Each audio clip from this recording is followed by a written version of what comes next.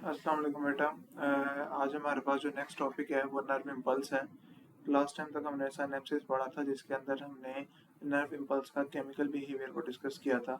आज बेटा हमारे पास उसका इलेक्ट्रिकल बिहेवियर हमने देखना है, लेकिन नर्व इम्पल्स आपके पास दो तरह से आपकी बुक में एक्सप्लेन किया गया है। एक है बेटा रेस्टिंग मेम्ब्रेन पोटेंशियल, जब कोई नर्व इम्पल्स नहीं आया होता तो, और आपके पास उस टाइम आपके पास जो एक न्यूरॉन होती है या आपके पास एक नर्वस टिश्यू जो आपके पास है वो किस तरह से एग्जिस्ट कर रहा होता है उसकी प्लाज्मा मेम्ब्रेन, और बाद में बेटा जब नर्व इम्पल्स इनिशिएट किस तरह होता है, फिर आगे से वो ट्रांसफर कैसे होता है, वो एक्सप्लेन किया गया। आज हमने सिर्फ रेस्टिंग मेम्ब्रेन पोटेंशियल को पढ़ना है, ठीक है। अच्छा बेटा, रेस्टिंग मेम्ब्रेन पोटेंशियल से पहले नर्व इम्पल्स की डेफिनेशन है कि डिफाइन नर्व इम्पल्स।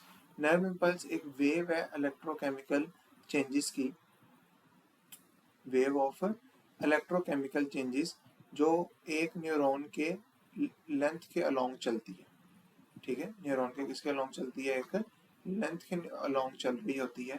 इसके अंदर केमिकल रिएक्शन भी होता है एट सिनेप्सिस पॉइंट, और आपके पास मूवमेंट ऑफ आयंस भी हो रही होती है जब बेटा आपके पास ये along the length of a neuron होता है।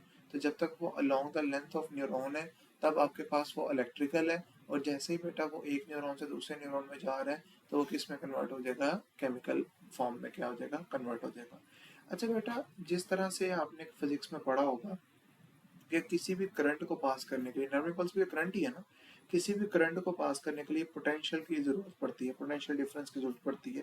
उसको हम कहते हैं इलेक्ट्रिक पोटेंशियल। क्या कहते हैं बेटा, इलेक्ट्रिक पोटेंशियल हम कहते हैं उसको।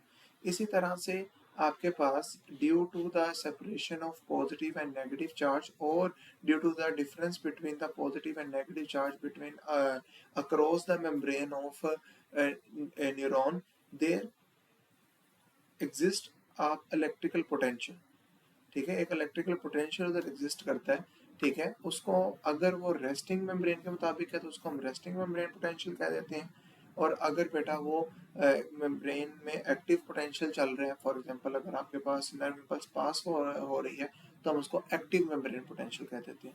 रेस्टिंग मेम्ब्रेन पोटेंशियल ग्रेडियंट आपके पास चार्जेस का जब आपके पास कोई इम्पल्स मूव नहीं कर रहा, और जब इम्पल्स मूव कर रहा है तो बेटा तब आपके पास क्या हो जाएगा, एक्टिव मेम्ब्रेन पोटेंशियल आ जाएगा। तो आज हमने रेस्टिंग मेम्ब्रेन पोटेंशियल पढ़ना है। अच्छा, रेस्टिंग मेम्ब्रेन पोटेंशियल के अंदर तीन चीज़ें बेटा कंटिन्यू होती हैं। एक आपके पास सोडियम पोटेशियम पंप है, दूसरा आपके पास इनऑर्गेनिक आयंस है, तीसरा आपके पास लीकी ऑफ पोटेशियम आयंस है, और चौथा एब्सेंस ऑफ नर्व इम्पल्स है, एब्सेंस ऑफ नर्व इम्पल्स। इसको ना जारी बात है, जब एब्सेंस ऑफ नर्व इम्पल्स हो गए तो कोई चीज़ चेंज नहीं होने वाली। तो अब होता क्या है, हमने inside the neuron negative charge ज़्यादा रखना है या पॉजिटिव चार्ज कम रखना है, नेगेटिव चार्ज ज़्यादा रखना है या पॉजिटिव चार्ज क्या रखना है, कम रखना है। और आउटसाइड द बेटा आपके पास न्यूरॉन जो कि जो प्लाज्मा मेम्ब्रेन है, हमने क्या रखना है, पॉजिटिव चार्ज हाई रखना है या नेगेटिव चार्ज क्या रखना है, कम रखना है। अच्छा, पहली बात आपके पास sodium potassium sodium potassium pump. Sodium potassium pump क्या कहता है, ये एक एक्टिव ट्रांसपोर्ट है, movement of sodium and potassium against the gradient. Outside the आपके पास cell of neuron cell sodium 10 गुना ज्यादा होता है, बाहर ज्यादा है अंदर क्या है, कम, ये याद रखना। और इन साइड जो आपके पास है, आउटसाइड आपके पास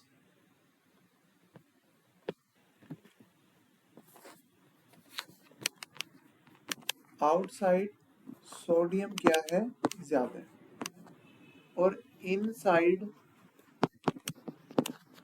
पोटेशियम क्या है, ज्यादा है। अगर हम जनरल चीज को देखें तो अंदर से सोडियम को पोटेशियम को बाहर जाना चाहिए क्योंकि अंदर ज्यादा बाहर कम है, और सोडियम को बाहर से कहाँ आना चाहिए, अंदर आना चाहिए क्योंकि बाहर ज्यादा अंदर क्या है, कम। लेकिन इधर ऐसा नहीं होता, इधर होता ये है कि इवन दो आपके पास सोडियम बाहर ज्यादा है अंदर कम है, मजीद अंदर से बाहर निकाला जाता है, और इवन दो पोटेशियम अंदर ज्यादा है बाहर कम है, मजीद बाहर से कहाँ लाया जाता है, अंदर लेकर आया जाता है। So there is a movement against the gradient, and we all know that if the movement of molecule is against the gradient then it is called as a active transport and it utilize energy in the form of ATP. तो हम ATP use करके sodium potassium pump चलाते हैं, जिसमें अंदर के sodium कहाँ भेजे जाते हैं, बाहर, और बाहर के पोटेशियम कहाँ भेजे जाते हैं, अंदर। अच्छा, अंदर से भी पॉजिटिव जा रहा है, बाहर से भी पॉजिटिव आ रहा है, अंदर से भी पॉजिटिव वन जा रहा है, बाहर से भी पॉजिटिव वन आ रहा है, तो फर्क क्या पड़ा? फर्क इधर पड़ता है कि 3 पॉजिटिव जाते हैं, 3 सोडियम भेजे जाते हैं बाहर, और लिए कितने जाते हैं उसके बदले में? 2 पोटेशियम लिए जाते हैं। 3 सोडियम गए, 2 पोटेशियम आए, तो ओवरऑल 1 नेगेटिव चार्ज क्रिएट हो गया, एक पॉजिटिव चार्ज क्या हो गया, कम हो गया। तो आपके पास अगर पॉजिटिव चार्ज कम हो रहा है तो रिलेटिवली नेगेटिव चार्ज की वैल्यू ऑटोमेटिकली क्या होती जाएगी, ज्यादा होती जाएगी। पहले 10 आपके पास नेगेटिव चार्ज है और 10 से पॉजिटिव चार्ज है, तो अंदर आप क्या होगा, न्यूट्रल होगा। लेकिन अब नेगेटिव चार्ज 10 ही रहते हैं, लेकिन अगर आपके पॉजिटिव चार्ज 9 हो जाते हैं तो ओवरऑल चार्ज क्या हो गया, नेगेटिव 1 हो गया। तो loss of positive ion also generates negative charges, relative negative charges inside the neuron। दूसरा, इनऑर्गेनिक आयंस को ऐसे रखा जाता है जिनमें नेगेटिव चार्ज हो, तो जब वो ज्यादा होंगे अंदर तो ऑटोमेटिकली अंदर क्या हो जाएगा, नेगेटिव चार्ज हो जाएगा। इसके अलावा लीकी चैनल्स होते हैं, लीकी गेट्स होते हैं आपके पास। जो पोटेशियम आयन है वो आपके पास one of the those ions है जो फ्रीली, तो फिर आगे जाकर पढ़ोगे लीकी चैनल्स होते हैं, सिर्फ उस लीकी चैनल के थ्रू ही वो सेमी परमेबल मेम्ब्रेन से क्या कर जाती है, आर पार हो जाती है। हम उसको अंदर लेकर आते हैं, 2 पोटेशियम अंदर लेकर आए, पोटेशियम जब अंदर आया तो उन 2 में से, या 10 अंदर लेकर आए, 10 में से 2-3 फिर बाहर निकल गए। ठीक है, तो ऑटोमेटिकली पॉजिटिव चार्ज की क्या होगी, कमी। जब पॉजिटिव चार्ज की कमी हो जाएगी तो नेगेटिव चार्ज क्या आ जाएगा, डोमिनेट कर जाएगा। ठीक है, और at the end absence of nerve impulse भी रेस्टिंग मेमोरी पोटेंशियल को क्या रखता है, मेंटेन रख रहा होता है। अब आपने इसको पढ़ना कैसे है बेटा, ये मैं आपको बता देता हूँ। सबसे पहले, nerve impulse is a wave of electrochemical changes that travelling along a neuron. It involve chemical reactions, it involves chemical reaction as well as movement of ion across the neuron plasma membrane। Electric potential and membrane potential। Electric potential क्या है, the capacity to do electric work। Neuron के अंदर plasma membrane का barrier है जिसने बाहर के charges को बाहर रखा हुआ है और अंदर के चार्जेस को कहाँ रखा हुआ है, अंदर रखा हुआ है। और इस वजह से जो पॉजिटिव नेगेटिव चार्ज अलग अलग आपके पास रह रहे हैं, तो आपके पास रेस्टिंग मेम्ब्रेन पोटेंशियल या एक जनरल मेम्ब्रेन पोटेंशियल क्या हो जाता है, जनरेट हो जाता है।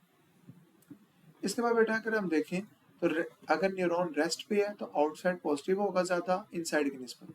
इसको इस टाइम हम कहते हैं net difference of charges across non conducting membrane is the called resting membrane potential. अब मेजर फैक्टर्स क्या क्या इंक्लूड कर रहे हैं, पहली बात सोडियम पोटेशियम पंप। सोडियम अंदर बाहर 10 गुना ज्यादा है, अंदर क्या है 10 गुना कम। पोटेशियम अंदर 20 गुना ज्यादा है और बाहर 20 गुना क्या है, कम।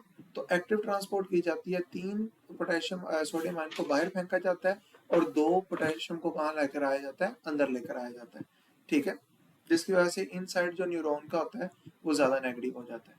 नेगेटिव ऑर्गेनिक आयंस की बेटा अगर हम बात करें तो large ions like protein, organic acids, इनको अंदर की तरफ कंसंट्रेट किया जाता है ताकि इनके ऊपर ओवरऑल नेगेटिव चार्ज होता है। ठीक है, जिसकी वजह से ओवरऑल अंदर भी कौन सा चार्ज आ जाता है, नेगेटिव चार्ज आ जाता है। जो मेम्ब्रेन होती है बेटा वो पोटेशियम आयन के लिए बेटा परमिएबल होती है, जिसकी वजह से अंदर से पोटेशियम आयन क्या कर जाता है, डिफ्यूज कर जाता है, और रिमेनिंग जो चीज पीछे रह जाती है वो नेगेटिव चार्ज को क्या कर देती है, बिल्डअप कर देती है। In absence of nerve impulse at resting potential, no nerve impulse is conducted and neuron is a polarised state. बेटा अक्सर बच्चे बड़ी गलती करते हैं, वो ये सोचते हैं कि चीज नॉर्मल है तो वो नॉन पोलर होगी। जब चीज रेस्टिंग पर है तो वो आपके पास पोलराइज होगी, और जब बेटा वो एक्टिव पोटेंशियल में कर रही होगी तो वो डीपोलराइज हुई होगी। ठीक है, तो ये आपने याद रखना है, ये एमसीक्यूज बड़ा इंपॉर्टेंट है कि आपके पास जब आपके पास मेम्ब्रेन रेस्टिंग पे होती है तो उसको पोलराइज स्टेट कहा जाता है। ठीक है, तो ये बेटा हमारे पास आज का नर्व इम्पल्स का टॉपिक था। बेटा कोई इशू वगैरह हो तो मुझसे पूछ लीजिए।